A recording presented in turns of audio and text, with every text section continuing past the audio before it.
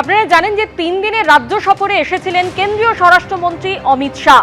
আর তৃণমূল কংগ্রেসকে নিশানা করে অমিত শাহ তিনি বলেন, সোনার বাংলা গড়ব। 2016 থেকে রাজ্যে প্রাণ হারানো 300-র বেশি দলীয় কর্মীর তর্পণের সময় এসেছে। মহান এই ভূখণ্ডকে প্রথমে বামেরা, পরে তৃণমূল ক্রমে নিচে নিয়ে গেছে। সময় এসেছে সোনার বাংলা গড়ে তোলার, মন্তব্য কেন্দ্রীয় স্বরাষ্ট্রমন্ত্রী অমিত শাহের।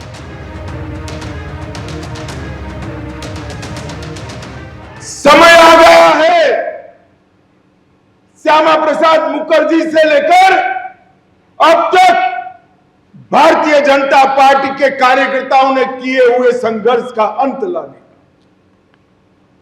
समय आ गया है। 2016 से 2025 तक 300 से ज्यादा कार्यकर्ताओं ने जो बलिदान दिया है, वो कार्यकर्ताओं का तर्पण करने का भी समय आ गया है। और हमारी महान बंगभूमि को पहले 3 दशक तक कम्युनिस्ट और बाद में 15 साल तक टीएमसी ने नीचे नीचे नीचे ले जाने का काम किया है। समय आ गया है सोनार बांग्ला का सृजन करने का भी समय। আপনারা শুনলেন যে তৃণমূলকে নিশানা করে কেন্দ্রীয় স্বরাষ্ট্রমন্ত্রী অমিত শাহ তিনি বলছেন যে সোনার বাংলা গড়ব। এই নিয়ে তৃণমূল মুখপাত্র অরূপ চক্রবর্তী কি বললেন শোনাবো। সোনার দেশ গড়েছেন, যেই সোনার দেশে অর্থনীতিকে দেউলিয়া করিয়ে দিয়ে এক একটা চোর শিল্পপতি ভারতবর্ষের টাকা মেরে পালিয়ে গিয়েছে এবং তাদের অধিকাংশই দেখা যাচ্ছে একটা পার্টিকুলার রাজ্য থেকে, ওনাদের শাসিত রাজ্য থেকে। ওনারা এমন সোনার দেশ গড়েছেন যেখানে ধর্ষককে জেল থেকে বের করে এনে মালা পরানো হচ্ছে। ওনারা এমন দেশ গড়েছেন যেখানে একজন ছাত্র সে আন্দোলন করায় তাকে জেলে রাখা হয়, প্যারোল পায় না, ধর্ষকরা জেল থেকে প্যারোল পেয়ে চলে আসে। ওনারা এমন রাজত্ব, সোনার রাজত্ব গড়েছেন যেখানে বাংলা ভাষায় কথা বলার অপরাধে পিটিয়ে খুন করে দেওয়া হচ্ছে। যেখানে সন্তান সম্ভবা মাকে, সে বাঙালি, বাংলা ভাষায় কথা বলে, ভারতীয় নাগরিক, তাকে গায়ের জোরে বাংলাদেশে পাঠিয়ে দিয়ে জান্ত উল্লাস করা হচ্ছে। ওনারা এমন সোনার রাজত্ব গড়েছেন যে এদেশের বুকে একটা অঙ্গরাজ্যকে তার ন্যায্য প্রাপ্য বরাদ্দ থেকে বঞ্চিত করে সেটা নিয়ে উল্লাস করছেন। আর গরিব মানুষ না খেতে পেয়ে অবস্থায় রয়েছেন, সেই টাকা আটকে দিয়ে তারা টান ইয়ে করছেন ও জল্লাদের উল্লাস মঞ্চে হাসছেন।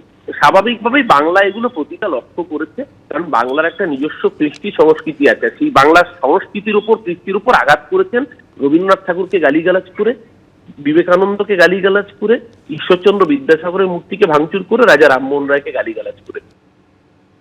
আর এই সোনার বাংলা গড়ার প্রসঙ্গে গতকাল অমিত শাহ বলেন যে মহান এই ভূখণ্ডকে প্রথমে বামেরা, পরে তৃণমূল ক্রমে নিচে নিয়ে গেছে।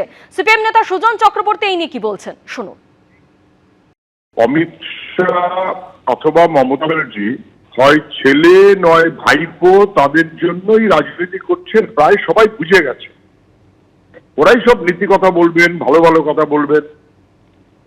বাম আমল ওদের ভয়ের কারণ থাকবে। আরএসএস এর কাছে মূল বিপদ কমিউনিস্টরা, এই নিয়ে কোনো সন্দেহ নেই। কিন্তু আমি বলছি বাংলাকে গত 15 বছরে তো ধ্বংস করা হয়েছে, নিয়ে কোনো সন্দেহ নেই। উনি কি সোনার বাংলা করবেন যেমন সোনার ত্রিপুরা করেছেন? সব অপদার্থের মতো কথা বলার মানে আছে নাকি কিছু? ওরা পশ্চিমবাংলাকে আরো বেশি বিপদে ফেলতে চায়। 1, 2, মানুষ যখন তৃণমূলের থেকে পরিত্রাণ পেতে চাইছে তখন ওরা বলেছিল যে আমরা দেব পরিত্রাণ। মানুষ বুঝে গেছে তাদের ডবল ঠকানো হচ্ছে। আপনি বাইরের রাজ্যের দিকে তাকালে বুঝতে পারবেন যে বিজেপি শাসিত রাজ্যগুলোতে হাল কি। ওরা সোনার বাংলা করবেন। অন্যদিকে গতকাল নারী নিরাপত্তা নিয়েও সরব হন কেন্দ্রীয় স্বরাষ্ট্রমন্ত্রী অমিত শাহ। মামাটি মানুষ স্লোগান দিয়ে ক্ষমতায় এসেছিল তৃণমূল। ক্ষমতায় আসার পর পশ্চিমবঙ্গের মা ও নারীরা অসুরক্ষিত। রাজ্যের মাটি অনুপ্রবেশকারী আর মাফিয়াদের দখলে, মানুষ রাজ্য ছেড়ে পালাচ্ছে, মন্তব্য অমিত শাহ। इन्होंने मां माटी मानुष का नारा दिया था। मां अपनी भारत माता असुरक्षित, बंगाल की बेटी और मां भी असुरक्षित है। माटी घुसपैठिए और माफिया कब्जा कर रखे हैं और मानुष यहां से पलायन कर रहा है। मां माटी मानुष का ये संदेश सत्ता हथियाने के लिए तो उपयोग किया, कि 15 साल में इसको तितर बितर करने का काम किया। অমিত শাহ আরো বলেন, অনুপ্রবেশ ও দুর্নীতির কারণে বিপন্ন হয়ে পড়ছে পশ্চিমবঙ্গ। এমনটা চলতে থাকলে অনুপ্রবেশকারীদের কবজায় চলে যাবে কলকাতাও। কলকাতার বুথ কর্মীদের নিয়ে বৈঠকে অনুপ্রবেশ ইস্যু নিয়ে উদ্বেগ প্রকাশ করলেন অমিত শাহ। নিশানা করলেন রাজ্য সরকারকে। আর অনুপ্রবেশ ইস্যুতেই বিজেপিকে পাল্টা নিশানা করেছেন অভিষেক বন্দ্যোপাধ্যায়। এক হাত নিয়েছেন কমিশনকেও। 3 দিনের রাজ্য সফরের শেষ দিনে এসে কলকাতার বুথ কর্মীদের সঙ্গে বৈঠক করলেন অমিত শাহ। আর এই বৈঠকেও মুখ্য হয়ে উঠল রাজ্যে অনুপ্রবেশ ইস্যু। इन्होंने मां माटी मानुष का नारा दिया था। मां अपनी भारत माता असुरक्षित है, बंगाल की बेटी और मां भी असुरक्षित है।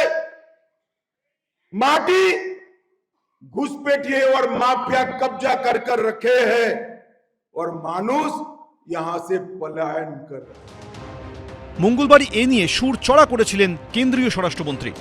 एक ऐसी मजबूत राष्ट्रीय ग्रिड बनाएंगे जो बंगाल से घुसपैठ को समाप्त कर देंगी। इंसान छोड़ दीजिए, परिंदा भी पैर नहीं मार पाए, इस प्रकार की एक मजबूत ग्रिड की रचना हम करेंगे। বিজেপি সূত্রে খবর, এদিন সায়েন্স সিটিতে রুদ্ধদ্বার বৈঠকে অমিত শাহ বলেন, পশ্চিমবঙ্গ দুটি কারণে বিপন্ন হয়ে পড়েছে। একটি হলো দুর্নীতি, আরেকটি হলো অনুপ্রবেশ।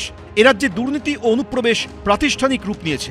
এখানে সরকার এবং প্রশাসন পরিকাঠামোগতভাবে এই কাজে মদত দিয়ে চলেছে। ক্রমাগত জনবিন্যাসের পরিবর্তন ঘটে চলেছে। মঙ্গলবার অনুপ্রবেশের নেপথ্যে তৃণমূল সরকারকে দায়ী করেছিলেন অমিত শাহ। आपकी ही सरकार है जो जमीन नहीं देती है, जिसके कारण फेंसिंग का काम समाप्त नहीं होता है। फिर भी भौगोलिक रूप से कठिन सीमा पर से कोई घुस कर आता है तो कहां जाता है? सबसे पहले बंगाल के गांव में जाता है। आपका पटवारी क्या कर रहा है? आपका थाना क्या कर रहा है? क्यों इसको अरेस्ट नहीं किया जाता? বিজেপি সূত্রে খবর, এদিন বৈঠকে অমিত শাহ বলেন, এই সরকার মা মাটি মানুষের কথা বলে ক্ষমতায় এসেছিল। মা বোনেরা এখানে অসুরক্ষিত, বিপন্ন। মাটি দখল করে নিচ্ছে অনুপ্রবেশকারীরা, আর এখানকার মানুষ এখন এ রাজ্য থেকে পালাচ্ছে। এই পরিস্থিতির মোকাবিলা করতে হলে আমাদের ক্ষমতায় আসা দরকার। আপনারা যদি মনে করেন আপনারা কলকাতায় আছেন বলে সুরক্ষিত রয়েছেন, তাহলে ভুল করছেন। এই জিনিস চলতে থাকলে অনুপ্রবেশকারীদের কবজায় চলে যাবে কলকাতাও। তখন পরিস্থিতি ভয়াবহ হবে। আপনারা সজাগ ও সক্রিয় হন। অমিত শাহ যখন কলকাতায় বসে অনুপ্রবেশ নিয়ে তৃণমূলকে আক্রমণ করেছেন, তখন দিল্লিতে নির্বাচন কমিশনে দাঁড়িয়ে পশ্চিমবঙ্গে কত রোহিঙ্গা ও বাংলাদেশি রয়েছে সেই তালিকা প্রকাশের দাবি জানিয়েছেন অভিষেক বন্দ্যোপাধ্যায়। इन्फिल्ट्रेशन का जो एलिगेशन है, जो सिलेक्टिवली लीक करके बंगाल को बदनाम करने के लिए बीजेपी के लोग करते हैं कि बंगाल में 1 करोड़ रोहिंग्या है, बांग्लादेशी है। तो मैंने इलेक्शन कमीशन से कहा कि ये जो 58 लाख लोग ड्राफ्ट लिस्ट में जिसका नाम नहीं उठा है, उसमें से कितने लोग बांग्लादेशी है और कितने लोग रोहिंग्या हैं, जरा इसकी सूची आप सार्वजनिक करें। उनको फिर से कोई हमें जवाब नहीं मिला, वो कोई सदुत्तर नहीं दे पाए। এদিন কলকাতা ও কলকাতা লাগোয়া 4টি লোকসভা কেন্দ্রের অন্তর্গত মোট 28টি বিধানসভা এলাকার বিজেপির বুথ সভাপতি এবং মণ্ডল সভাপতিদের ডাকা হয়েছিল বৈঠকে। বিজেপি সূত্রে খবর, সেখানে অমিত শাহ বলেন, যারা দায়িত্বে রয়েছেন তারা এখানে কথা দিয়ে যান। কলকাতা ও সংলগ্ন এলাকা মিলিয়ে এই 28টি কেন্দ্রের মধ্যে অন্তত 20টি বিধানসভা কেন্দ্রে আপনাদের জিতে দেখাতে হবে।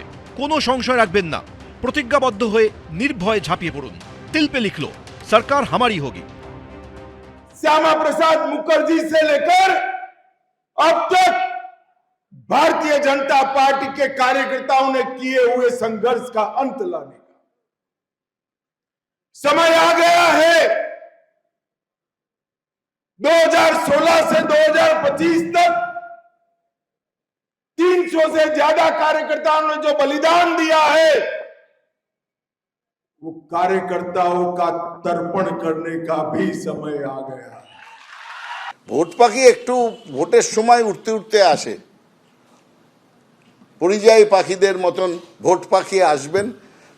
2021-এও এসছিলেন, 2024-এও এসছিলেন, উপযুক্ত জবাব পেয়ে ফেরতও চলে গিয়েছিলেন, তো আসবেন, তাতে কিছু এসে যায় না। সব মিলিয়ে বছরের শেষ দিনে কলকাতা থেকে দিল্লি অনুপ্রবেশ ইস্যুতে সরগরম রইল রাজনীতি। দীপক ঘোষ, বিজেন্দ্র সিংহ, আশাবুল হোসেন, এবিপি আনন্দ। এবিপি আনন্দ, এগিয়ে থাকে, এগিয়ে রাখে।